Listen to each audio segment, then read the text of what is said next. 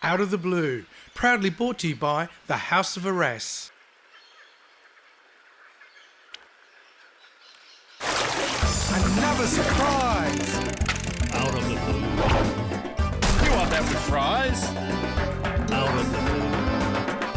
Come with me across the sea. On a barbecue, we're gonna cook for you. Nothing but blue skies. Out of the blue, You want some chili with those fries? out of the blue.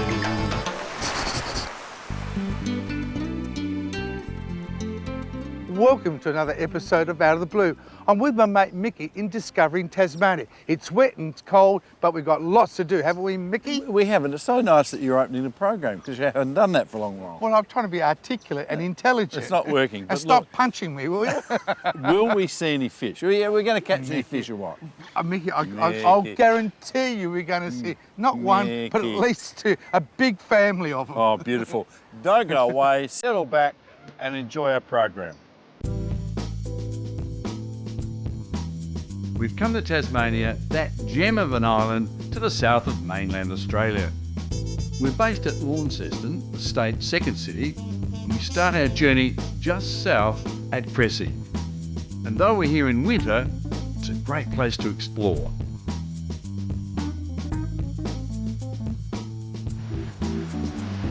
Tasmania is famous for its rivers and waterways, and they're well stocked with trout. And knowing our luck, I need to get some insurance to catch a fish or two. And I know just a place where there's one or two rainbow trout. So come with me and let's go hunting and gathering.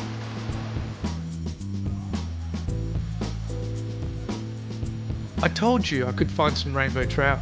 Well, here's a whole tank full of them. I'm at the Petuna hatchery and Sean, the hatchery manager, is showing me around. This is where our whole process starts off, from egg right through to the transfer to sea. So we'll start them off, have our broodstock sitting on the site here, ready to go, and we'll strip that out about the second, third week of May for our Atlantic salmon, and another week or so later for our ocean trout. Eggs from these rainbow trout broodstocks are maintained in a recirculation hatchery, where hatching times can be predicted and temperatures maintained ensure high survival rates. Eggs are incubated for 4 weeks before these eyed eggs are moved to hatching trays. Laboratory staff keep a close eye on each stage of the operation. Would you believe that this tank contains 300,000 baby salmon? After about a year, the young salmon and the trout will be transferred to ocean cages in Macquarie Harbour and the Tamar River to grow out. I can't wait that long, but I know where there's a Petuna shop in Launceston. At the hatchery, we saw the baby salmon. This is a year later, this is a teenager, about 1.5 kilos, but I'm after the premium Petuna salmon. And here you are. This is a 4 to 5 kilo fish. It's a premium fillet, and this is what I need for the recipe. Terry, can I please have this all wrapped up, ready to go? I certainly can. Thank you, Terry. Thank you, Terry. After the break, the Atlantic salmon goes into the pot with a splash of sparkling wine.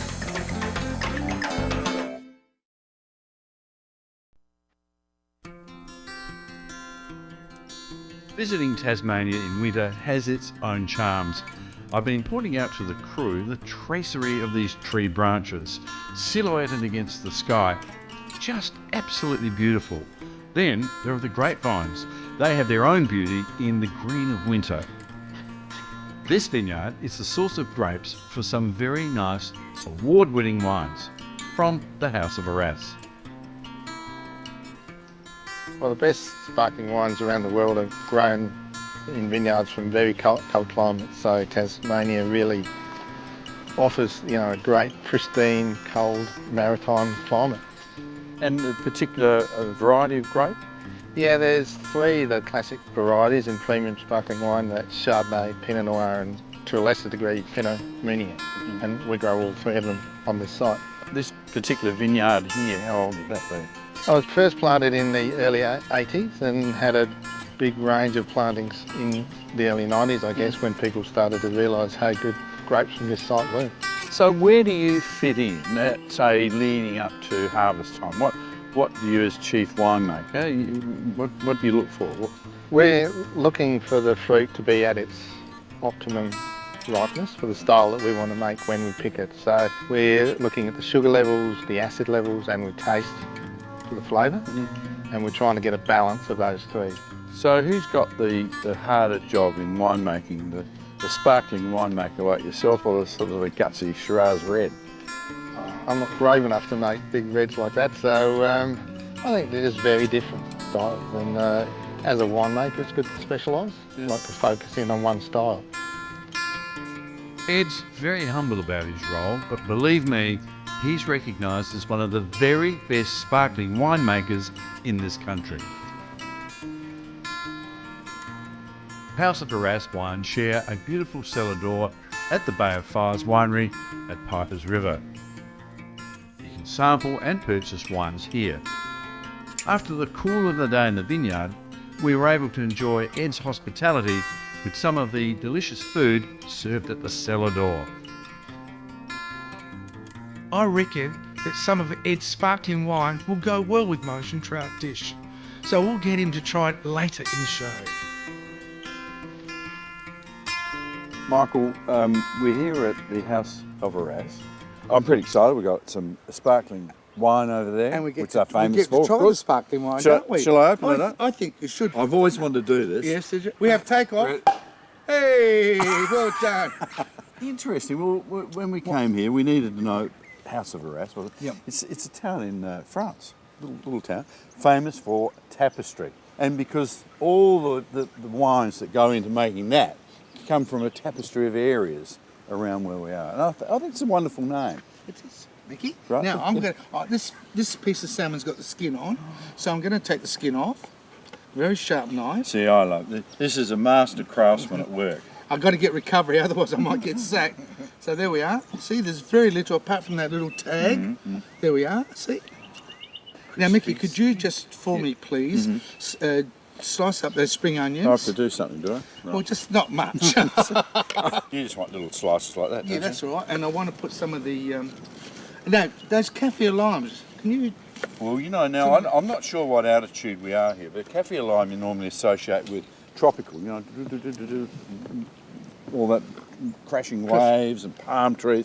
Here, we're on top of a hill, and it is seriously very cold, 6 degrees.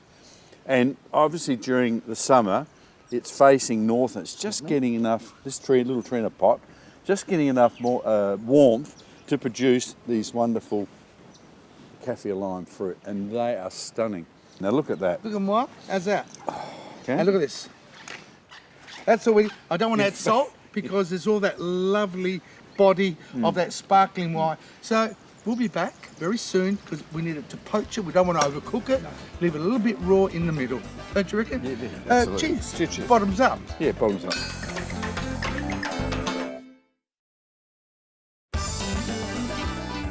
Mickey is poaching in this Arras sparkling wine. I'm going to turn it over to cook the other side as well. Now, Garçon, how long would you cook it for? About 6 to 8 minutes. And it's very important, don't overcook it. And have a look here. Oh, I see what See, you mean, yes. slightly raw in the Yes, middle. yes, I see Because if you what you mean. overcook it, it's not good. You'll lose that lovely oil in it. Well, there you are, Michael's Atlantic salmon, poached in House of Arras, sparkling wine with lime, spring onion and fennel. Tasmania is famous for its apples, so Michael sent me off to get some for his next recipe. He must have forgotten that it's winter time. There's no leaves on the trees and there's no apples on the apple trees. But I reckon I know where I can get one, and that's in the packing shed, so fingers crossed. This is Miller's Orchard at Hillwood in the Tamar Valley. It's a fourth-generation business that started in 1945. The business grows export quality apples, pears and cherries and supplies many of the local stores, greengrocers and supermarkets, as well as being a major exporter to many different countries. Don't those apples look terrific? Now, of course, with all those beautiful apples being graded for export, there are a few that slip through the system and are sold as second grade, but nothing wrong with them. Pears, a whole range of apples here. Lovely pack of pears, great for the cheese board. And here's an Australian apple, 1868. That was, well, I suppose bred by Maria and Granny Smith herself, the very own Granny Smith. A little bit too tart, I think, for Michael's Atlantic salmon. I'm going to settle for the Pink Lady, and I reckon they are second grade. To me, they're just sensational. So I'll get a few of those, perhaps a couple of the smaller ones as well to go with that. So there you are. But well worth a little visit to not only save a bit of money, but have a great selection of farm or orchard picked fresh apples.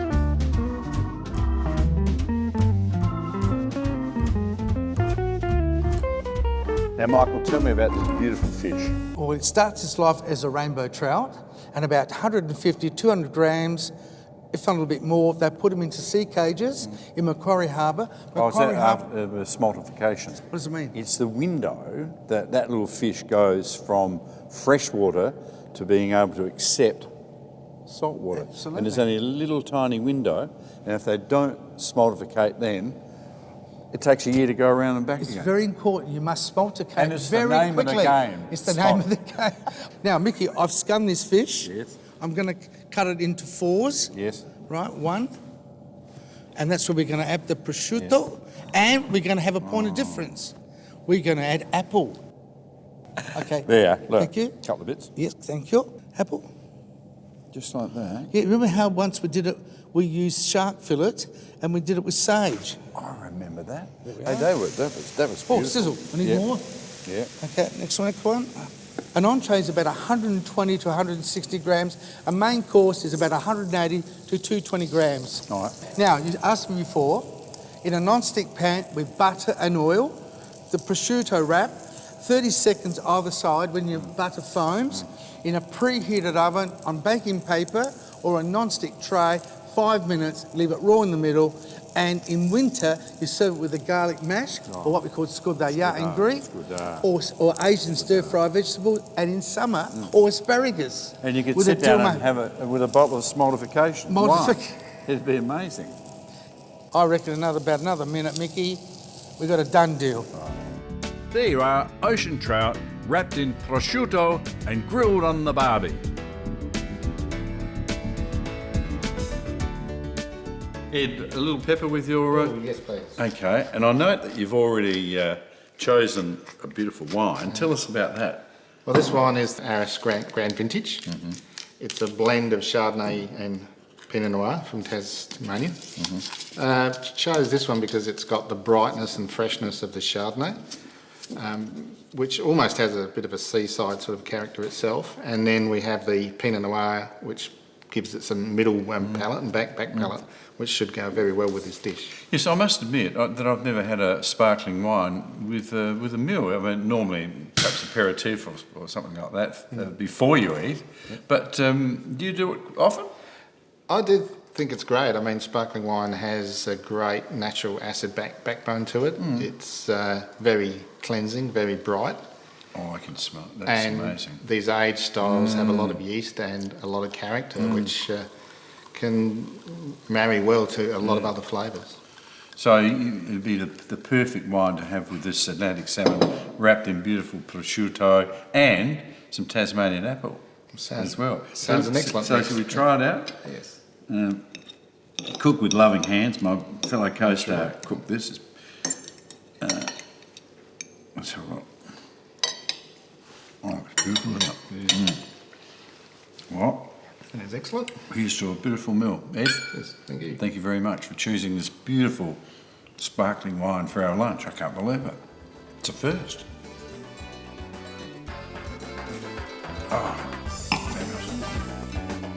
After the break, Michael's going to show us what's inside of these barrels. Very interesting.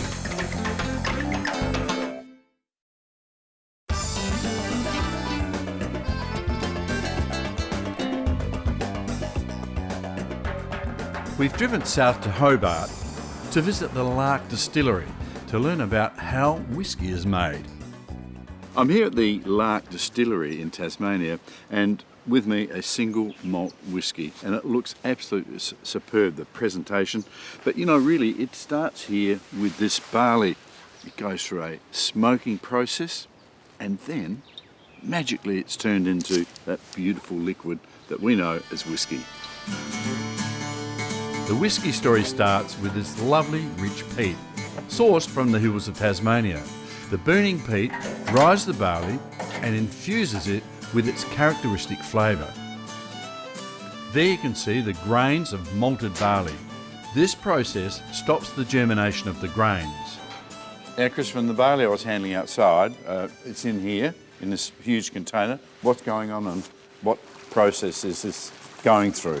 Yeah, so we take our beautiful Tassie barley, we've smoked it now and it's come into here. We've stirred it with our mash paddle just here, and we've got this lovely porridge here. What we need to do is we need to extract the sugars in the barley so they dissolve in the water. We'll run it off with a pump and we'll separate them out for some fermentation. Beautiful. So the fluid or liquid goes where? So the liquid follows through here. Yep. And we're going to come down here into one of our fermentation vessels. After about a week, we end up with this beautiful unhopped beer. This unhopped beer is going to be about 8% alcohol. So we're going to go through a bit of distillation from here. So in a still, we're going to take from 8% alcohol up to 28% alcohol, and over to this still. This little baby one. This little baby one is where the magic happens. This is right. And we're going to take it from 28% up to 72%. If we actually have a look in here, it's operating at the moment. You can see that we have beautiful spirit running out. It's all clear, so this is going to be at about 72% alcohol. Just it running out. Just running out. Yeah. And all the colour comes from the barrel. Exactly. So that's another magic chamber, isn't it? Magical chamber. It is the great unknown, the great magic of whiskey is that you can put the same spirit into two different barrels. Those barrels can come from the same place and they'll come out completely different. That spirit, or heart, is then put into oak barrels to mature. Usually barrels that have previously been used for port or sherry. During maturation, the flavours of the spirit combine with the natural compounds in the wooden cask, and then this gives the whiskey its own characteristic flavour and aroma. Now we're almost at the end of the whiskey's journey, but Chris, tell me about this area here. Well, this is our bond store, and this is where we age our whiskey. And this particular one has been in the barrel around 8 years plus. So what has it drawn from that barrel? Well, 70% roughly of the taste and flavour of a whiskey comes from the barrel. So the barrel and the wood is a vital part of it. And this one is an American bourbon that's been in this barrel. So it's a lighter coloured whiskey than perhaps one out of a sherry or a port barrel. Well, look, I can see a little implement sticking in there. I'm getting pretty excited about this. Oh, you're right with the colour. Yes. Look at that. A little on the lighter side. How often you get here and just have a little sample? Not often enough, Michael. And also, Chris, I must ask, where do we rate with Australian whiskies? Are we giving the others a nudge or what? Well, I think that we are the impetulant colonials that are coming up in the whiskey world, and we're making a pretty good drop. Fantastic. Cheers. And Cheers. Thank you very much for telling us a beautiful story. That's our program for today. Thanks for joining us. Now, look, join us on Facebook. We love sending out those wonderful photos, or even on the internet at outofthebluetv.com.au. See you next time. Chris, this is beautiful.